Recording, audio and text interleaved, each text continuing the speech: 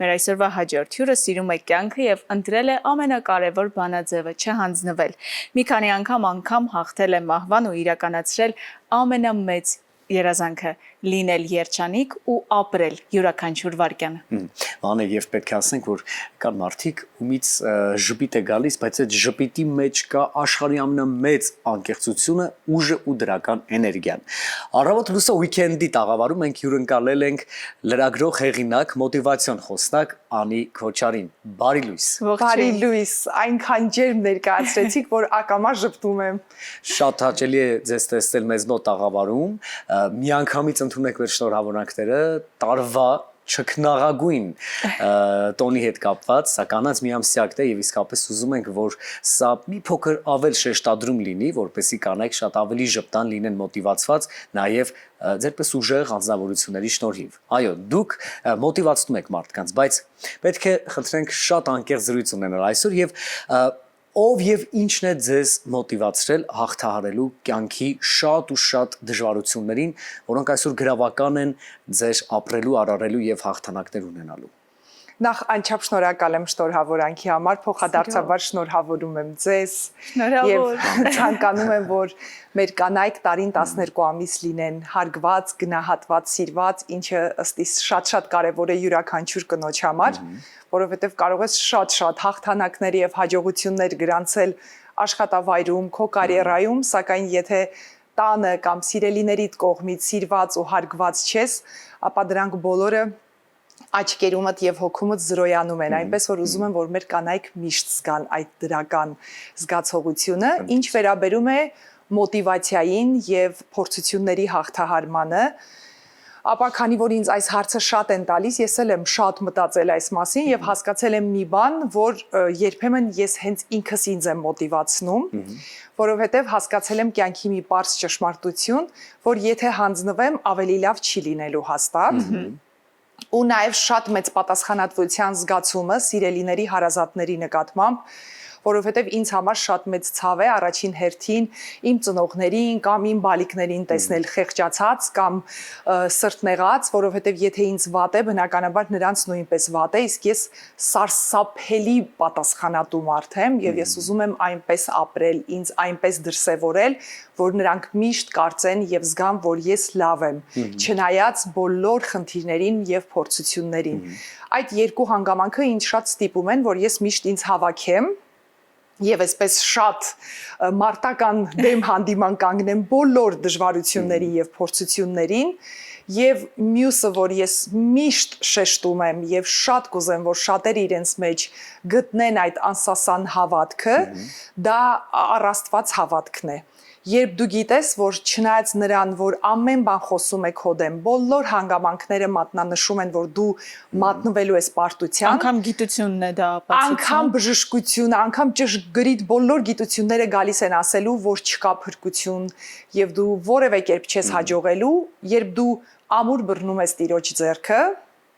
դու գիտես, որ անգամ մահվան ճիրաններում, անգամ ամենախոր անդունդում դու դուրս ես գալու եւ դու հաղթելու ես տիրոջով եւ այդ գեղեցիկ հավատքը եւ այդ փոխհարաբերությունները, որ դու ունես տիրոջ հետ, քեզ միշտ անգամ ամենավատ պահերին ստիպում են ժպտալ քամահրանքով բոլոր խնդիրներին եւ ասել, որ ես տեր ունեմ ու ես հաղթելու եմ։ Եվ իմ պարագայում սա շատ կենթանի հավատքի մասին է խոսքը։ Ինձ համար տերը դա ինչ-որ միտեղ վերացական մի գաղափար կամ զգացողություն չէ եւ նա որևէ կերպ կաղապարված եւ պարփակված չէ եկեղեցիների կամ ինչ-որ շինությունների ներսում կամ անպայման գրքերում, ինձ համար նա է, ով միշտ է։ Եվ այդ N, որ միշտ ներկա է, իմ կյանքում ինքը միշտ ներկա է, մշտապես այդ երկխոսությունը եւ մշտապես այդ նրա մեջ գտնելու ուժը, հույսը, որովհետեւ իսկապես ցավոք իմ կյանքում շատ են եղել պահեր, որ ես ինքս էլ մտածել եմ միգուցե սա վերջն է, բայց հետո ասել եմ անի ամոթ է։ Իրական քրիստոնյան որևէ վարքյան չպետք է կասկածի, որովհետև ինչպես ասում են, Տիրոջը հուսացողը ամոթով չի մնա, եւ ես այն կենթանի օրինակն եմ, ով մեկ անգամ չէ, որ ամոթով չի մնացել եւ ապացույցն է, որ կենթանի հավատքը միշտ գործում է, միշտ Անի իսկապես այդ էությունն է, որ կարողանում է պաշտպանել եւ պահպանել յուրաքանչյուրից թե առողջությունը, թե ամենատարբեր իրավիճակներում փորձանքներից զերծ պահել, բայց հիմա ամեն բան անցյալում է, թող այլևս երբեք այդպիսի փորձություններ չհանդիպեն քո ճանապարհին, երբ հետ ես նայում։ Այսօրվա Անին ինչպես է նկարագրում այն Անին, որը հենց այդ ժամանակ սկսեց միայն հավատալ։ Ես ինձ որքան հիշում եմ գիտակից կյանքում, ես միշտ հավատացել եմ։ Անգամ մեր դպրոցը առաջինն էր, որը քրիստոնեական դաստիարակությունը որպես առարկա սկսեց անցնել եւ ուսումնասիրել, եւ ես հիշում եմ ինձ, ես միշտ կրոնի ուսուցչուհու հետ ունեի կռիվ, ունեի պայքար ճակերտավոր, որովհետև ինձ համար Աստված անսահման սեր էր եւ որևէ կրոնական դոգմաների մեջ, ինչպես քիչ առաջ նշեցի, չէր սահմանափակվում եւ ես միշտ իմ գաղափարներով այդ հանդիմանությունը եւ հակազդեցությունն ունեի, որ ինչու են անընդհատ Տիրոջ ինչ որ կանոնների եւ ինչ որ ձևակերպումների մեջ տեղավորում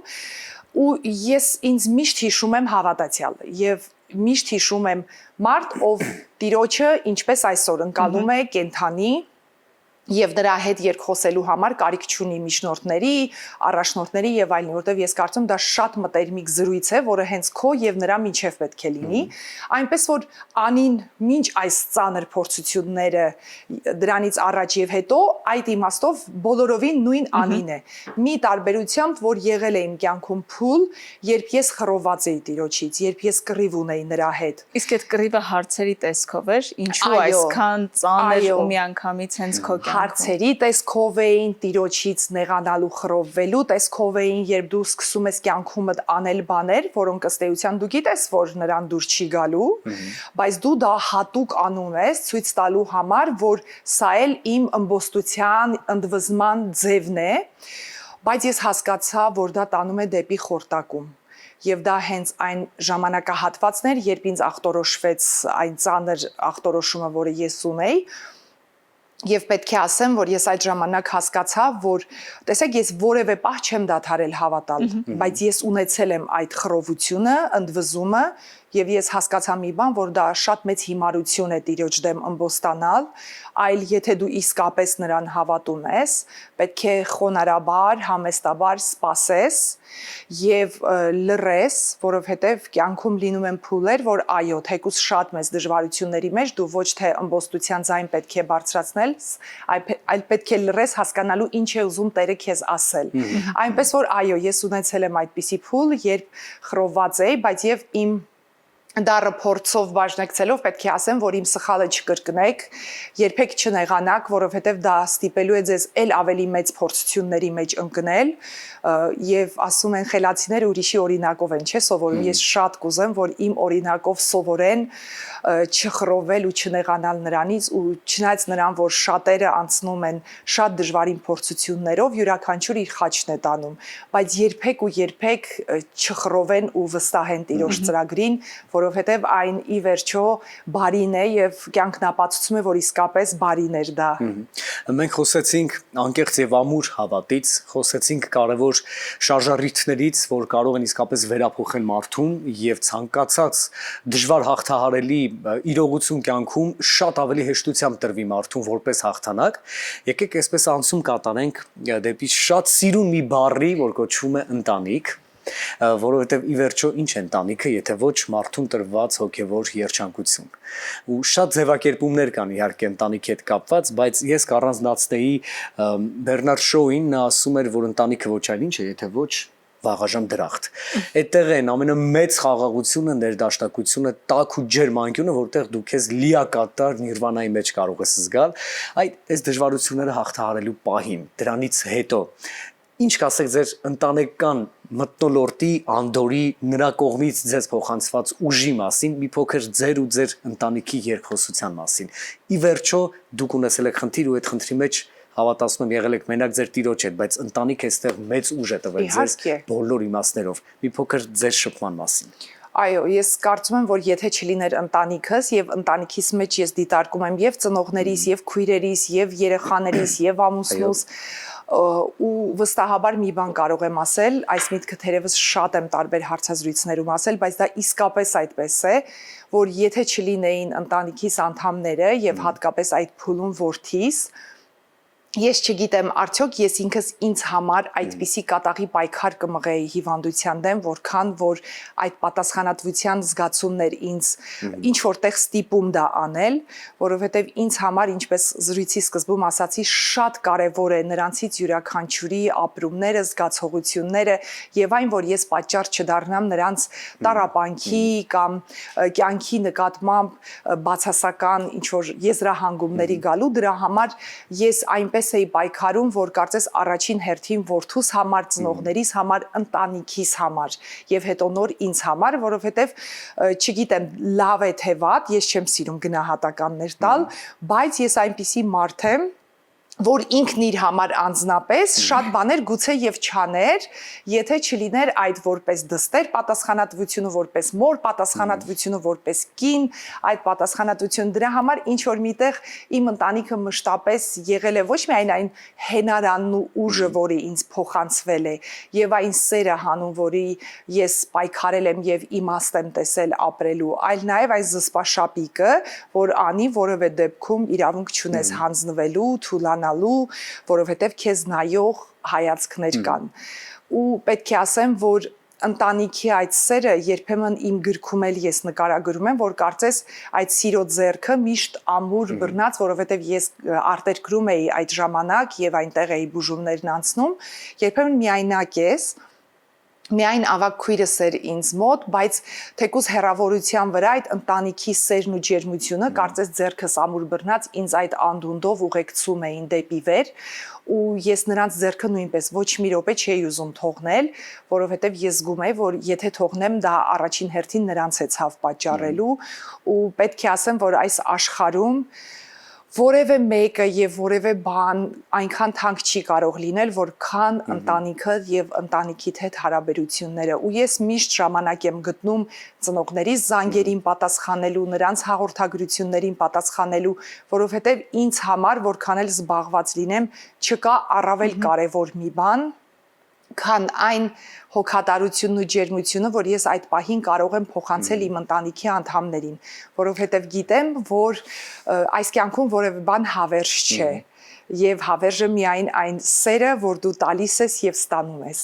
Այո։ Անի ընտանիքի անդամների թվին միացավ եւս մեկ հայացք, որի համար ոչ միայն մայր եք, այլ նաեւ ապագա ես, օրինակելի կին, ինչպիսին պետք է նա լինի հետագայում, երբ մեծանա։ Ինչ փոխվեց ձեր աղջկա գալուց հետո։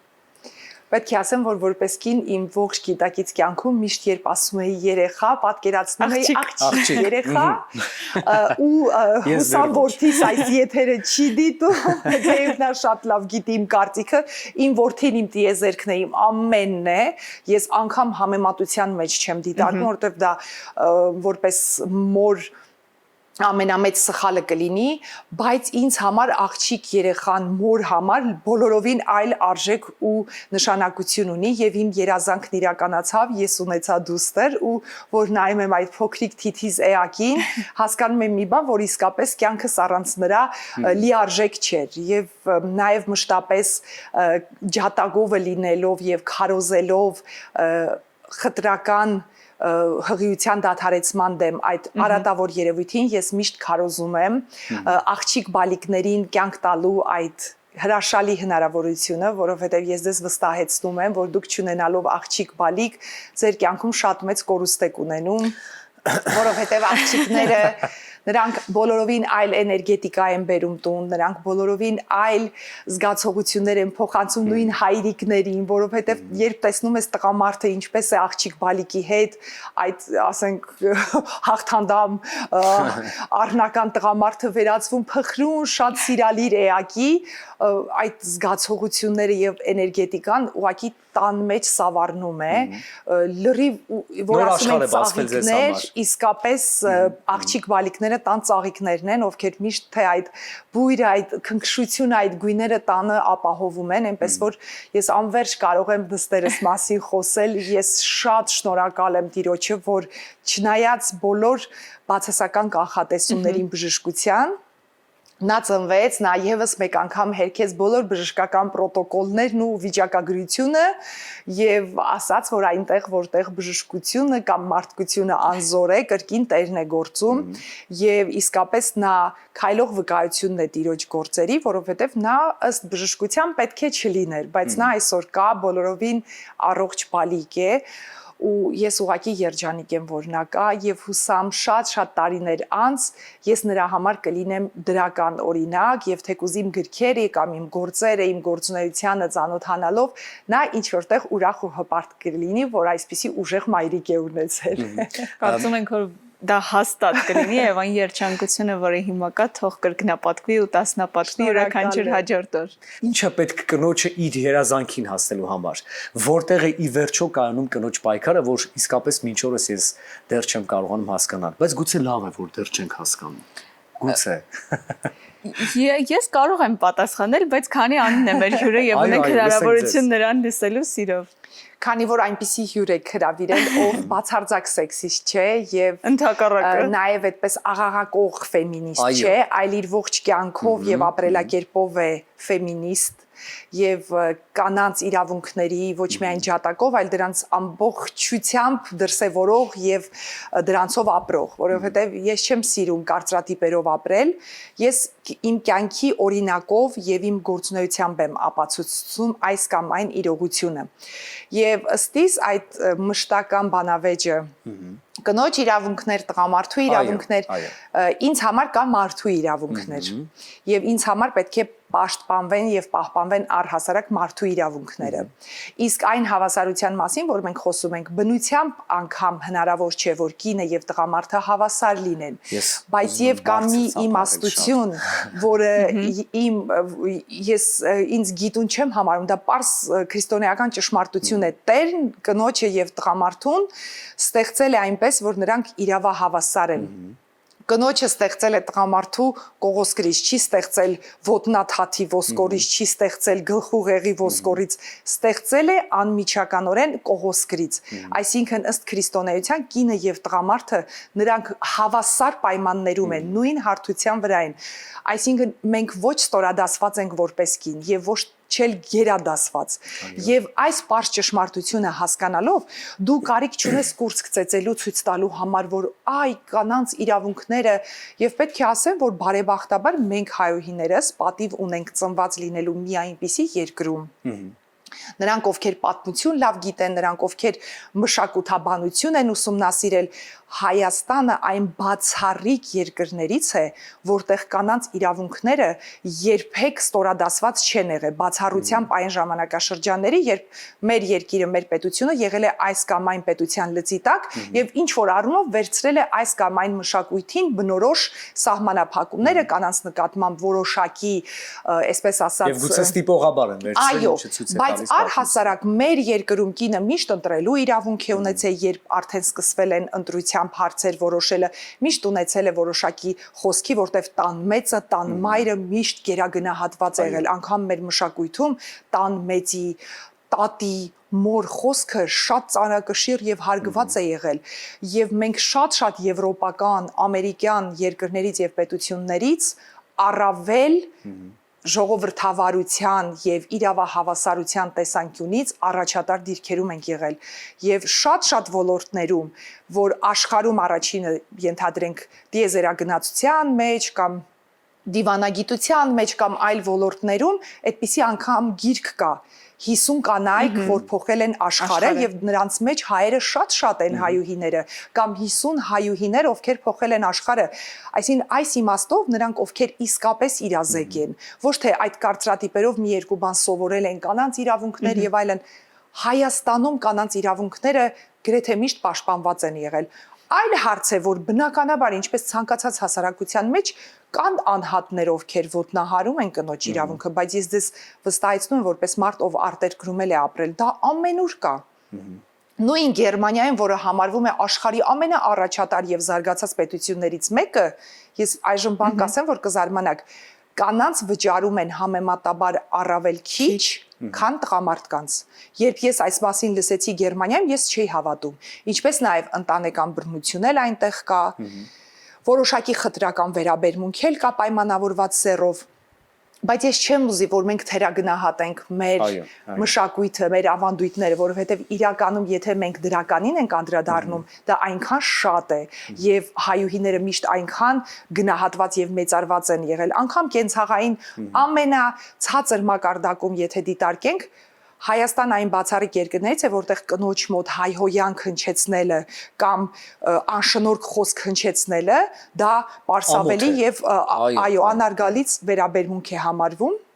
եւ ռուսները հաճախ իրենց շատ կան չէ բլոգերներ որ ասում են դուք գիտեք որ Հայաստանում կնոջ ներկայությամբ իրավունք չունեն հայոյախառն բառապաշար օգտագործելու սա այնքան շատ բանի մասին է խոսում թե իրականում հայ կնոջը ինչպես են վերաբերում որ անգամ նրա ներկայությունը տղամարդկանց զսպում է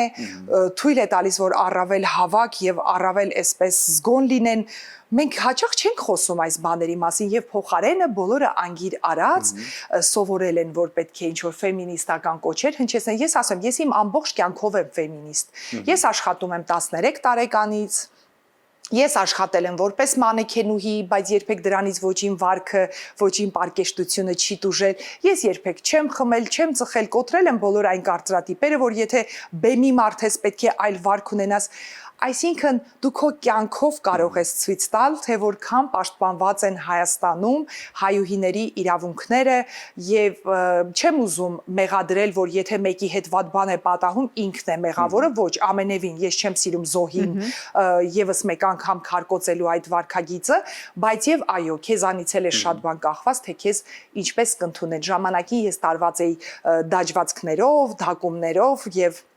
2000-ականներին ես առաջիններից էի, որ Հայաստանում դակում էի արել եւ Երևանի պետական համալսարան գնացել էի դրանով եւ իմ ընտանիքի համար դա ողբերգություն էր, թե ինչպես են իմ դոկտոր, պրոֆեսոր դասախոսները ընդունել իմ հոնքի վրայի զարդը Եվ պետք է ասեմ, որ շատ լավ, անգամ իմ ամենասիրելի դասախոսներից մեկը ասաց,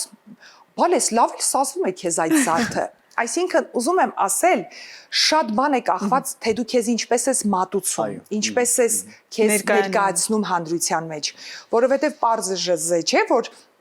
եթե դու ունես լկտի եւ վուլգար եւ ոչ պարկեշտ պահվածք, ինչի մասին էլ ուզում ես խոսել, ուզում ես հակնել, անգամ եթե մի փոքր փեշտ կարճ լինի, բնականաբար քեզ մատնացույց են անելու եւ քննադատելու են։ Բայց եթե անգամ դու մի փոքր համարցակ ես հակնված, մի փոքր համարցակ տարեր կան ոճիդ մեջ, բայց դու քեզ դրսևորում ես